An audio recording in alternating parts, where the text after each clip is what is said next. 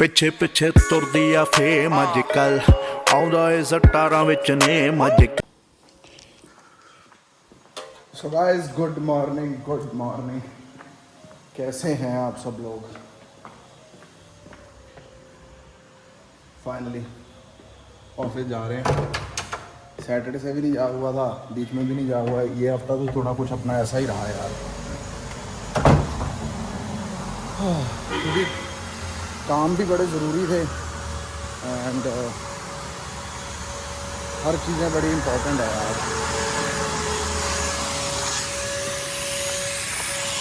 अकेला ही मैं हूँ।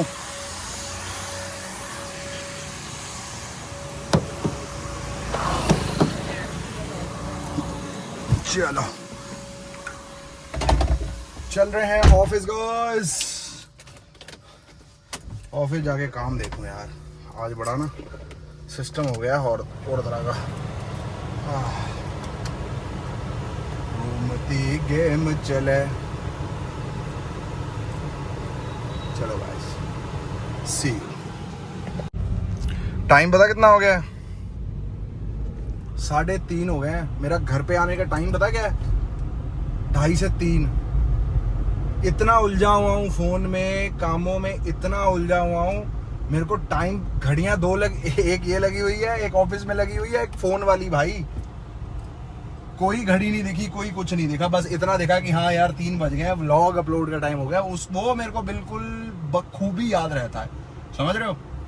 तो चलो अब घर चल रहे हैं, कुछ खाएंगे पिएंगे एंड किसी लुक के लिए ये दाढ़ी ऐसी रखी थी एंड तो वो वाली लुक आज भेज दी। अब कल इसको काटूंगा क्योंकि आज मंगलवार है, तो मैंने कह दिया, मैं कहा जी आज तो नहीं मैं इसको काट सकता, मैं इसको कल ही काटूंगा क्योंकि आज मंगलवार है। ठीक है, मिलते हैं गाइस फिर।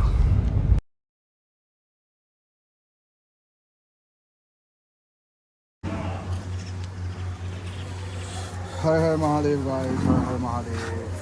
कैसे हैं आप सब लोग?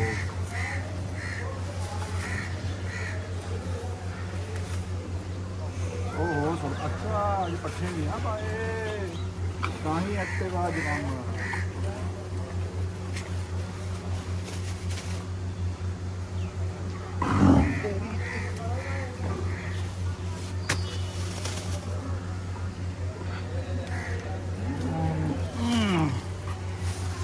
यार रुकता जा, सब भी तो मुंह मेरे कैमरा बाहर लग गया यार। गाइस हूटर लग गया है जो बच्चे थी ना जंग वेले।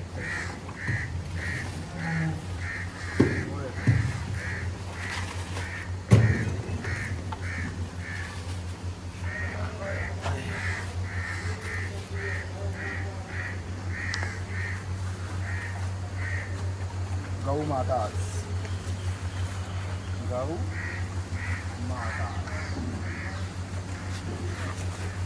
नजारा done. So hello guys,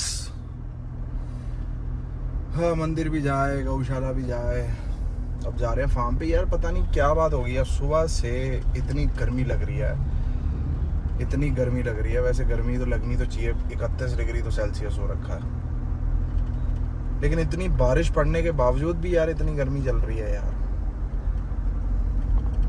T shirt गीली हो जा रही है गाइस, टी शर्ट। अभी भी ये देखो गला पूरा गीला हो गया, बताओ। अभी सिर्फ घर से निकल के गाड़ी तक आया हूँ। शरीर पता नहीं क्यों गर्म रहन लग गया मेरा, पता नहीं की गल हो गई है। और बताएं गाइस क्या नहीं ताजी तो सड़ी दे तेरी। कट मार रहा था मुझे बंदा, तो मैंने भी स्टीयरिंग लेफ्ट नहीं गिरा, मगर बज्जूगी तो फिर सीधा ही बज्जूगी, मैं देखी जाऊँ।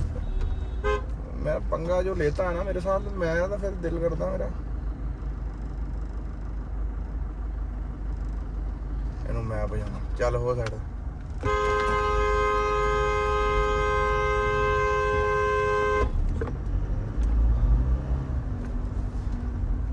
पशु साइड पे नहीं होते हैं, जब तक उनके बिल्कुल नजदीक जाके हॉर्न ना मारो तब तक साइड नहीं होते हैं वो,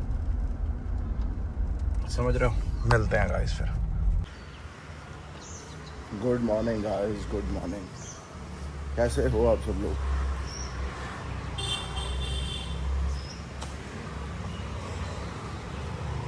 बाथरूम आ गया बहुत जोर से यार, ਇਹਨਾਂ ਨੂੰ ਕਦੋਂ ਅਕਲ ਆਊਗੀ? ਤੇ ਤੁਹਾਨੂੰ ਪਤਾ ਉੱਥੇ ਕੰਮ ਜਦ ਚੱਲ ਰਿਹਾ ਤਾਂ ਤੁਸੀਂ ਫੇਰ ਉਹੀ ਗੱਲਾਂ ਕੀ ਬੋਲੇ ਬੰਦਾ ਇਹਨਾਂ ਨੂੰ।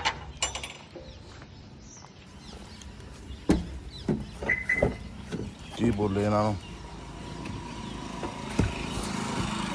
एंड में पता क्या कह देंगे ये लोग, अगर इनसे कुछ कह दोगे ना आप, ये देखो ऐसे नवियां टैला लगी हैं तो तू ना कर, है ना। मैं पिछले 6 दिनों से अपनी कार नहीं निकाली है वो एंडेवर कि मैं क्या यार टाइलें लगी हुई हैं, तो ये स्कूटरी ला के पता नहीं अपने आप को की साबित करना चाहते हैं। अगर इनको कह देंगे ना कि ये सब नहीं करना, फिर कहेंगे अकड़ दिखाते हैं, ये घर वाले बंदे अकड़ दिखाते हैं।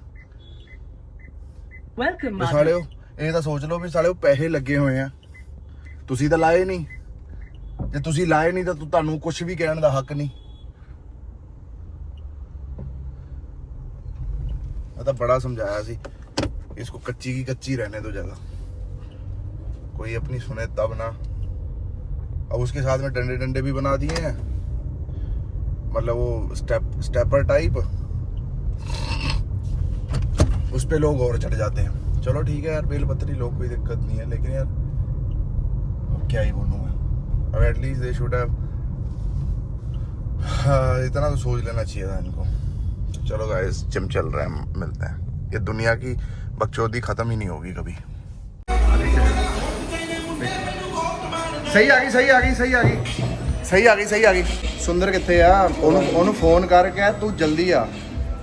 ਭਾਈ ਮੇਰੀ ਚੈਨ ਡਿੱਗ ਗਈ, ਪਲੀਜ਼ ਉਹ ਕਰੋ ਸਾਰੇ ਜਣੇ। ਸੋ ਗਾਇਜ਼, ਮੈਂ ਆਪਣੀ ਆਡੀਅנס ਨੂੰ ਬਿਲਕੁਲ ਬੇਨਤੀ ਕਰਨਾ ਚਾਹੁੰਦਾ ਹਾਂ ਕਿ 26 ਦੀ ਜਿੱਥੇ ਵੀ ਚੇਨ ਗਿਰੀ ਹੈ, ਪਲੀਜ਼ ਸਹੀ ਸਲਾਮਤ ਬਿਲਕੁਲ ਘਰ ਪਹੁੰਚਾ ਦਿਓ। ਜਦ ਤੱਕ ਘਰ ਨਹੀਂ ਪਹੁੰਚਦੀ ਉਦੋਂ ਤੱਕ ਰੋਟੀ ਪਾਣੀ ਦਾ ਉਹਦਾ ਪਲੀਜ਼ ਖਿਆਲ ਰੱਖਿਓ, ਕਿਤੇ ਭੁੱਖ ਨਾ ਨਹੀਂ ਨਾ ਮਰ ਜੇ। ਐਡਾ ਵੱਡਾ ਨੱਕ ਪਵਾਇਆ ਸੀ ਉਹ, ਐਡਾ ਹੱਦ ਹੋ ਗਈ ਆ। ਉਂਗਲੀ ਜਿੱਡਾ ਪਵਾਇਆ ਸੀ ਗਾਇਜ਼, ਹਜੇ ਮਾਰਕੀਟ 'ਚ ਉਂਗਲੀ ਜਿੱਡਾ ਆਇਆ ਨਹੀਂ, ਪਰ ਇਹਨਾਂ ਕੋਲ ਸੀਗਾ। ਮੈਨੂੰ ਪਤਾ ਬਾਹਰੋਂ ਮੰਗਾਇਆ ਸੀ ਇਹਨਾਂ ਨੇ। So hello guys, good morning. कैसे हैं आप सब लोग? यार आज सुबह से शरीर जो है वो एनर्जी नहीं पकड़ रहा, जैसे गाड़ी रेस नहीं पकड़ती ना कई बारी। पता नहीं क्या हो रहा है यार, थकावट हो रखी है, पता नहीं क्या हो रखा है। जिम तो जाया है मैं, लेकिन आज वो इंटेंसिटी नहीं थी एक्सरसाइज में। पता नहीं क्या हो रहा है। और बताओ गाइस, आप सबके मैंने कमेंट पढ़े, बड़ा अच्छा लगा। एंड बिल्कुल सबके कमेंट भी पढ़े, वहाँ पे लिखा भी हुआ था कि सबको एक दूसरे के साथ ये चीज़ें भूल जानी चाहिए, शो की चीज़ें शो में होनी चाहिए, है ना। एंड इंडस्ट्री बड़ी छोटी सी है गाइस, कभी ना कभी किसी ना किसी को किसी के साथ काम तो करना ही पड़ेगा, चाहे आपकी मर्ज़ी हो चाहे आपकी मर्ज़ी ना हो। एंड मेरे साथ ये हुआ है। एंड पहली दो जो फिल्में थी मेरी, उसमें मुझे हीरोइनें पसंद नहीं थी। And I am not talking about शक्ल और फेस, बट नेचर वाइज, मतलब मेरी बनती ही नहीं थी उनके साथ। तो फिर भी एक्टिंग तो करनी पड़ी। तो ऐसा ही है गाइस। तो अभिषेक और ईशा का भी सिस्टम कुछ ऐसा ही है। मतलब आपको अगर लग रहा है कि दोस्ती दोबारा हो जाएगी या सब कुछ हो जाएगा, वो कोई इतना मसला है नहीं। क्योंकि मैं पूछा भी था अभिषेक से कि क्या सीन है, कह रहा प्रोफेशनलों की तरह we talk and no normal talk और no random talk. And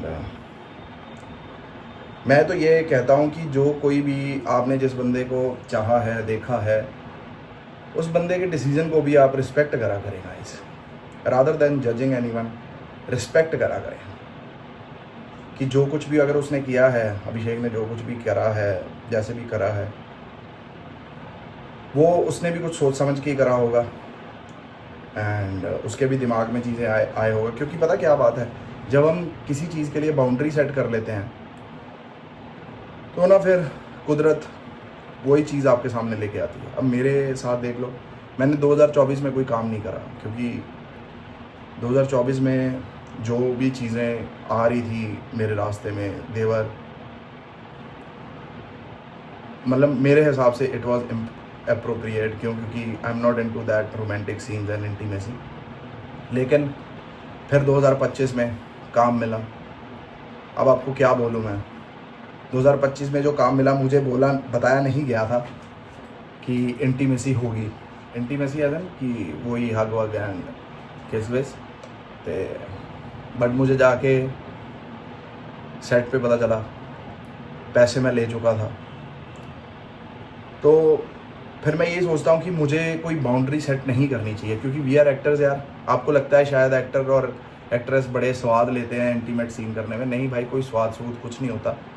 it is all professional work. 10 जने आपके सामने खड़े होते हैं and you just have to do the moment.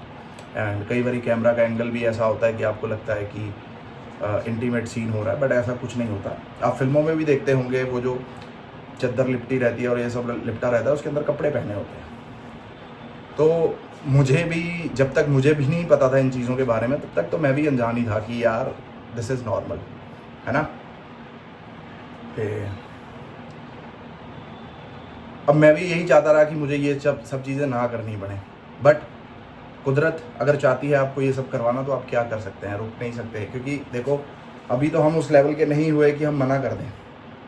हाँ, अगर मुझे पहले बताया गया होता कि ऐसे ऐसे करके सीन है, ऐसे ऐसे करके ये सब है, तो शायद मेरा, कह सकते हो आप कि 60% तक मैं मना कर देता।